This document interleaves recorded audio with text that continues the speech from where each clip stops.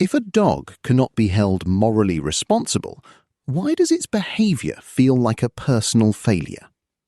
Published on 25th of June 2026, this reflection uses the specific sweaty desperation of training a headstrong puppy boy to poke at a much larger human anxiety, the desire for control. The piece moves from the muddy reality of a park confrontation into the history of behaviorism and the philosophy of Nietzsche, asking why society is so quick to swap moral judgment for neurological explanations. It's a study of the friction that occurs when autonomous creatures are forced into human systems, and the relief found when that struggle is met with simple empathy. Written by William Davies in The Guardian, long read, narrated for Ava. When I carried my beautiful 2-month-old puppy into our home for the first time, I couldn't have imagined the scene 6 months later as I led her through my local park, experiencing such a toxic cocktail of emotions, guilt, regret, powerlessness, that I had tears in my eyes. It was a walk that many dog owners will recognise as having gone badly. My exuberant dog, Dusty, had approached another dog that did not wish to play with her. This shouldn't have happened. I should have been able to call her back. Maybe I should have just kept her on the lead. Maybe I shouldn't have got a dog in the first place. Dusty started barking, jumping and circling the owner and her dog at high speed. "Do you want to have a dog fight?" the owner asked curtly, while I lunged around on the ground, all dignity jettisoned. "My dog just wants to play with yours," I protested. "But mine doesn't want to play," she replied. "If you just let yours off the lead for a moment," I countered, "I think mine would calm down. I promise you, she's not aggressive." Her reply? "So what do you call this?" Checkmate. As the seconds and then minutes passed, with Dusty still evading my reach, I began to wonder how long this might go on. Would the police have to be called? I can't remember the precise lunge that successfully brought Dusty back under my control, but eventually I managed it, attaching her lead and heading for home, determined never to put myself or anyone else in that situation again. As any parent of a toddler knows, being morally liable for something that is incapable of moral liability is a fraught and stressful business. It forces one to develop a range of imperfect techniques that are all fundamentally about one thing: control. Controlling a dog, like controlling a small child, requires a mixture of training, routine, incentives, rewards, and physical constraints. Sometimes you just need to pick the darn thing up. There is no shortage of advice on how to do it, but little of it recognises the hardest aspect, the feelings of desperation, frustration, shame, and resentment that an adult feels when it all goes wrong. We are all familiar with the clichés of Britain as a nation of animal lovers, but we often overlook quite how weird and remarkable it is that we have, for the most part successfully, integrated a vast number of autonomous, non-human entities into a human system of rights and wrongs. As I tried to integrate Dusty into that system, however, I discovered how difficult and fraught the process is. I also began to see how much of what I write and think about in my professional life as a sociologist, power, behaviour and control, reflected what goes on in the world of dog training. Control is a watchword of our times. The Brexit referendum, which took place 10 years ago this week, was famously won on a promise to take it back. Apps and smart devices are sold as ways of extending control over the minutiae of our time, households, finances and bodies. People are increasingly controlled at the workplace by intrusive systems of surveillance and behavioural intervention, while the AI revolution poses an even greater challenge of how to bring powerful post-human agents under human control. But the amount of time and money we spend striving for control is indicative of how close we feel to losing it, and nowhere is this more true than with dogs. We made a mistake. We got a boxer. These are some of the unsolicited comments you receive from strangers in the street when walking a boxer. "Ah, boxers, they're all mad." "Don't worry, mate, she'll calm down when she gets to 10. "Give up, mate, boxers have got minds of their own." Old-timers will come up to you with a faraway look in their eye and tell you that they grew up with boxers, but you don't see them much these days. something for which they don't know the reason, but I suspect I now do.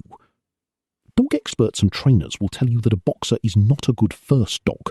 Dusty was our first dog. There aren't many breeds that are the focus of their own specialist training program, as boxers are. For example, bomb-proof boxer. It was a bold decision. My wife said she preferred bigger dogs, which ruled out many of the obvious breeds for a family living in London. My grandmother had had a boxer, Folly, with whom I'd forged a deep emotional bond as a child. On paper, boxers have certain tangible advantages. They're roughly mid-size and don't require any expensive grooming. They have the most beautifully expressive faces, once compared to the look of a man who has just opened his credit card statement after a shopping binge. We began to research the breed online and discovered a whole subculture of boxer lovers whose adoration for their pets seemed unarguable. What we hadn't reckoned with was that these people were also all mad. Lesson learned: if someone mentions that they sleep in a bed with two 30-kilogram animals, do not take their judgment as a benchmark of any kind. The reason why people love boxers so much is the same reason why no sane person should ever own one. Their relation to the world, other dogs, people running, people standing still, moving objects, non-moving objects, long grass, short grass, mud, and so on, is one of inexhaustible, irrepressible enthusiasm. This is at once a joyful and an impossible problem to manage, experienced by the walker in having their arm nearly pulled out of its socket, and by strangers in being jumped on. Boxers were originally bred as German hunting dogs, and their size, strength, and speed can make them appear scary to the uninitiated. What makes them special, repeat boxer owners often say that they could never have any other dog, is their emotional sensitivity, a feature that was understood during the First World War when they were used as mercy dogs, trained to go into no man's land to find the injured and the dead, recognise the difference, and sometimes to sit with soldiers for comfort as they died. What boxers struggle with more than most dogs is impulse control. Any animal, including a human one, comes into this world expecting immediate gratification of its desires, before gradually learning that it is possible to wait for good things to arrive. But what if the impulses are simply bigger and more intense for boxers than they are for other animals? One thing you learn in the struggle to achieve control is that, from a practical point of view, the difference between good impulses, love, and bad impulses, aggression, is less important than the intensity of the impulse itself. As I discovered on that afternoon in the park, a dog that desperately wants to play with another one is no easier to control, and may not look very different, than a dog that desperately wants to attack it. We didn't realise how hard it would be. New dog owners often go through an initial period of puppy blues, in which regrets kick in as the quantity of chewed household items rises. But when we took Dusty to a puppy class aged 4 months, there was only one dog that spent the hour straining desperately to get to the other puppies while ignoring its owner, and it wasn't the Labrador, the Corgi, the Terrier, or the Cockapoo. Elite dog handlers and trainers will tell you they love working dogs, the class that includes boxers, along with Dobermans and Great Danes, because of the challenge they pose, their intelligence and independence. Our choice of a boxer was the equivalent of someone who thinks they might try their hand at sailing, and instead of buying a dinghy, comes back with a racing yacht. We were now going to have to work out how to sail it. I had little choice but to become a dog person. Many parents will be familiar with the name Penelope Leach, the psychologist and author of such books as Your Baby and Child. Many dog owners will be equally familiar with the collected works of Steve Mann, including Easy Peasy Puppy Squeezy, Easy Peasy Doggy Squeezy, Easy Peasy Doggy Diary, and Easy Peasy Awesome Pawson. Mann claims to have worked with more than 100,000 dogs worldwide, and has vicariously shaped the behaviour of many more, having founded the Institute of Modern Dog Training, which describes itself as the largest registered membership and accreditation body for dog trainers in the world. In addition to books, Mann produces podcasts and videos, including a BBC Maestro training course, while his minions crawl the earth selling his behavioural wisdom. At various points over the past 2 years, I have scoured these books, watched the videos, and paid hundreds of pounds to Steve Mann-accredited trainers, all in the desperate hope that some Mannite genius might finally solve the riddle of Dusty's undesirable, occasionally intolerable behaviours. Dog training is a lot about confidence and body language, and figures such as man possess a kind of aura, like a Pentecostal healer or an infant sleep trainer, whereby the desperate layperson is willing to give up all autonomy if only the guru will rescue them from their torments. The holy grail of dog training is focus, whereby the dog stares unerringly at their handler, waiting for instruction, regardless of distractions around them.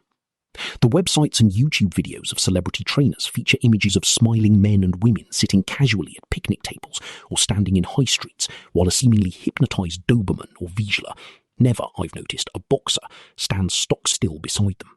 Irrefutable evidence of the trainer's powers of control.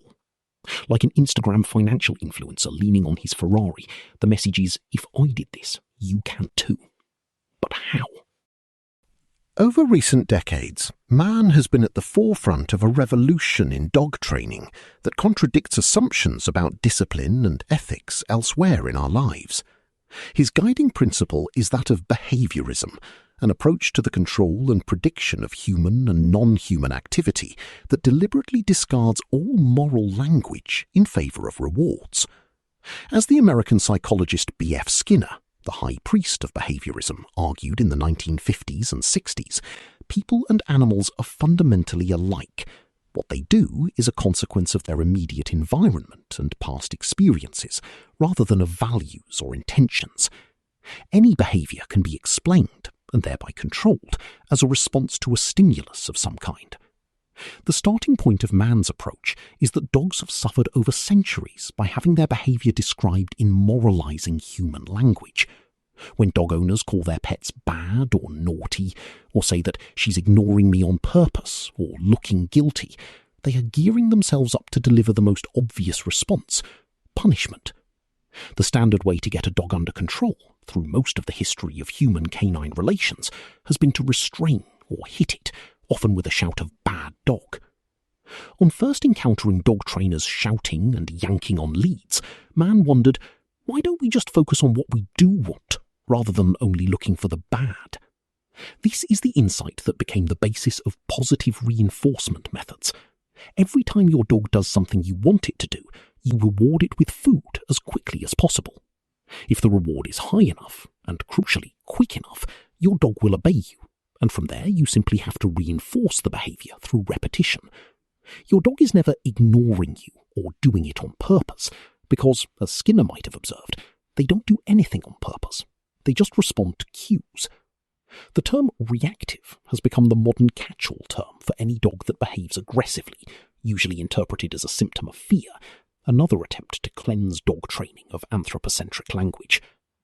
As I navigated this literature, I began to recognise elements of a more infamous critique of morality, the one, surprising as it may sound, found in the work of Friedrich Nietzsche. Moralising and punishing don't work for dogs, modern trainers argue, for the same reason that they do work for humans, according to Nietzsche. If a dog breaks a rule and then gets punished 2 minutes later, it has no understanding of how one led to the other.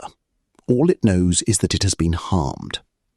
For Nietzsche, humans become moral creatures once they understand how transgression A leads to penalty B, even when there is a substantial delay, potentially years, between the two.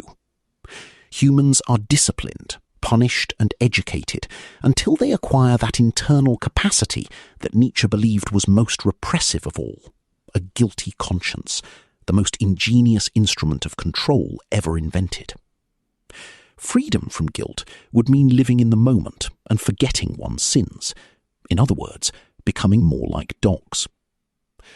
To what extent is positive reinforcement a viable alternative to morality and guilt? It seems very simple on paper, until you have to incorporate it into your everyday life. If a dog can't be held accountable for its actions, then the finger of suspicion turns towards its entire environment instead. Maybe it's the wrong treats, the wrong harness, the wrong time of day to be walking, the wrong owner.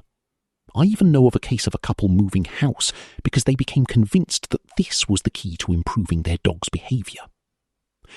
There is a darker side to the behaviourist worldview, the one explored in the gruelling experiments undertaken on the ethically abhorrent protagonist of A Clockwork Orange.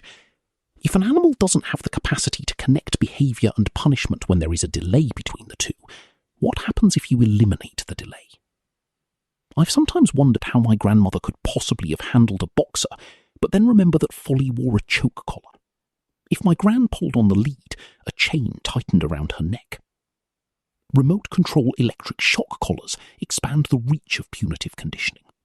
The ethics and effectiveness of these collars is a matter of heated controversy, and legislation was introduced under the last Conservative government to ban them in England. Wales is the only place in the UK where they are banned, but never made its way through Parliament. I would never use an electric shock collar or choke collar, and understand the futility of punishing Dusty for deeds that she's long forgotten about. My commitment to positive reinforcement is pretty unwavering. I even try to avoid shouting no, which Steve Mann assures me doesn't work on a dog. But when nothing seems to be working, I have fantasized about doing some far worse things, and never more so than when Dusty hit the so-called teenage phase. Everyone's search history contains a litany of guilty secrets. I confess that mine includes the words boxer dog rehoming. I've never done much more than Google it, mull it over, then shudder in horror at the imagined sight of Dusty's droopy face as I walked away from her for the last time. But yes, I have looked into it. The websites of dog rescue charities provide heartbreaking galleries of dogs that have been given up for one reason or another, often accompanied by the explanation that they find themselves there through no fault of their own. Code for they've not bitten anyone. When scrolling through the websites of boxer rescue charities, what stood out was the commonest age of the dogs, 14 months. Dogs, like humans, go through an adolescence as they enter sexual maturation. Symptoms can include a surge in energy, an independent streak in which they appear to have unlearned basic commands, and various other forms of behavioural regression, only now accompanied by an almost adult body size. Around Dusty's first birthday, our barely controllable dog became more than we could bear.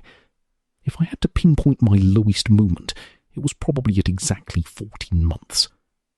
Owners of small or unusually calm dogs barely notice their dog's adolescence. Owners of larger, excitable breeds experience adolescence as the period when their dog becomes a complete arsehole, sprinting to random objects in the distance, seeming to develop a sixth sense for what you least want them to do, and then doing it. In more paranoid moments, it's possible to believe that your adolescent dog has a vendetta against you. Trainers recommend going back to basics, which in Dusty's case meant trying and failing to reacquaint her with the word sit before she tore off in pursuit of a passing pigeon. Where do you go once moral discipline is not on the menu and positive reinforcement feels inadequate? As in so many other areas of human and non-human life today, such queries eventually end up at nature's greatest control centre, the brain. It turns out that the adolescent dog's brain is a rich site for neurological speculation of varying credibility. I've read that during this phase, synapses are being rewired, that the part of the brain dealing with impulse control is temporarily weakened, that sexual hormones have thrown the brain into disequilibrium. None of this is necessarily enough to discredit the notion that one's dog is actually an arsehole, but it does provide some help in getting to the end of another day without losing one's temper, which is maybe its real value. The appeal of dog neuroscience is not limited to understanding their adolescence. Indeed, it kicks in as soon as you take a new puppy home. Vets, trainers, and dog charities all recite in unison that a puppy must encounter every sight, sound, and sensation imaginable by the time they are 16 weeks old, or there is a risk that they will never get used to the experience in question. This includes vacuum cleaners, people in high-vis clothing, pushchairs, people in funny hats, and so on.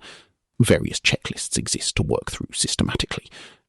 A legacy of COVID is the surge in canine behavioural problems, including dog attacks, resulting from the large number of households acquiring puppies for the first time over 2020-21, which then had far less access to the outside world and other dogs. I was filled with anxiety by the strictness of this 16-week window.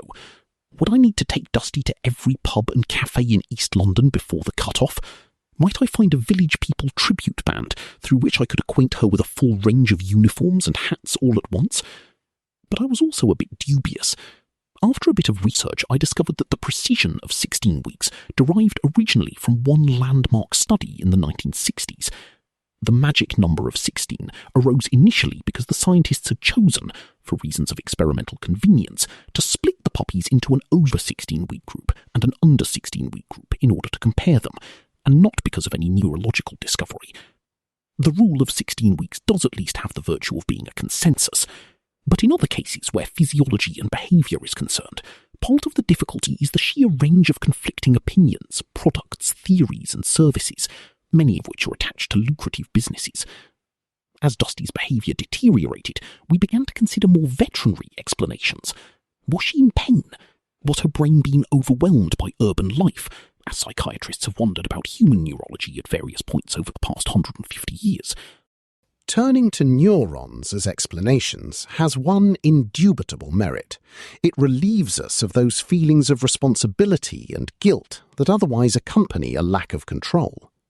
There is no shortage of businesses willing to speculate on physiological drivers of canine behaviour. Vet behaviourists will charge as much as £700 for a consultation. Neurological diagnoses produce pharmaceutical solutions, and prescriptions for puppy Prozac, fluoxetine, have increased tenfold over the past decade.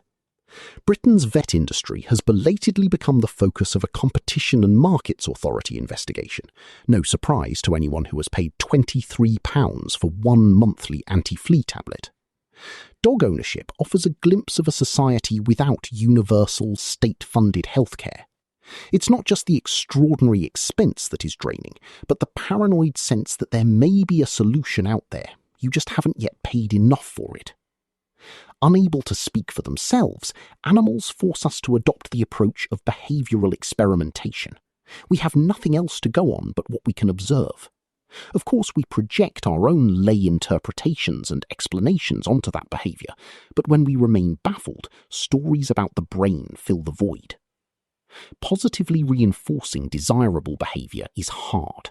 It is time-consuming and extremely repetitive, more like going to the gym than teaching students, and I know which one I find more fulfilling. But if your food treats are, in the jargon, high value enough, and you put in the hours, it does work. Dusty now comes back to us when called, most of the time. She's still a very excitable dog, but I'm now able to avoid situations like the one in the park that fateful day. Getting to this point requires grasping an additional key difference between dogs and humans. The absence of a moral psyche also means an inability to generalise from one situation to another. Dogs can become controllable and predictable in one context and then behave entirely differently in another. And while it is possible to control the environment in your kitchen, you can never be sure what novelty might suddenly appear in the park. The Steve Mann answer to this problem is simple. Don't put your dog in situations that you can't control or which have provoked bad behaviours in the past. This ultimately is how most dog owners cope, not training their dog to behave well in every situation, but striving to avoid those situations when they know they won't. But as much as we seek to leap wholesale into a world in which control is perfected through manipulating rewards, environmental cues and neural pathways, my experience with Dusty suggests that what humans are really looking for in all of this is an escape from their own guilt.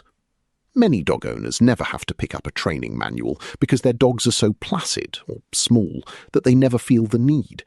But others never do so because the anger of other people doesn't bother them very much. The exit from morality into a world of positive reinforcement and brain chemistry is only ever partial, for the simple reason that none of us ever achieves perfect control.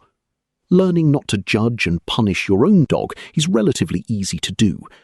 I've learned the hard way that the difference between a frustrating walk and an emotionally disastrous one is about something else altogether, whether or not other dog owners judge me.